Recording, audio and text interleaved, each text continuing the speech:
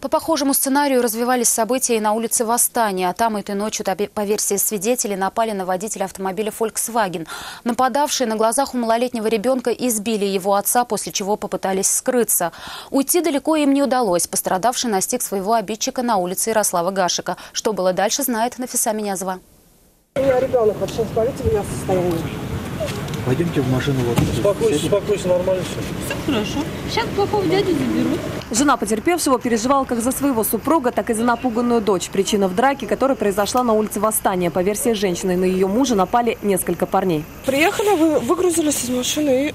Это вот там на Восстании где-то? Да, где-то Восстание 14. Это ребенок видел, и вы все видели, получается.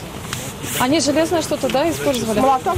По рассказам женщины, на ее мужа, который находился в автомобиле Volkswagen, напали молодые люди. Они выбежали сразу из нескольких автомобилей. После того, как мужчина получил несколько ударов, нападавшие скрылись с места происшествия. Пострадавший от их рук водитель немецкой иномарки такое не стерпел и погнался за ними. Следующим местом действия стала улица Ярослава Гашека, где по предварительной версии водитель Volkswagen протаранил машину одного из обидчиков – Nissan Almera.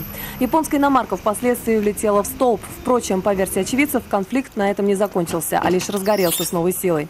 Погасить его смогли лишь автоинспекторы, проезжавшие рядом. Тогда же на место вызвали и полицейских. Они же задержали водителя и пассажиров автомобиля Nissan. Я вам понятно объяснил, да, за что я вас забираю в отдел? Нет. По подозрению совершения преступлений, побои.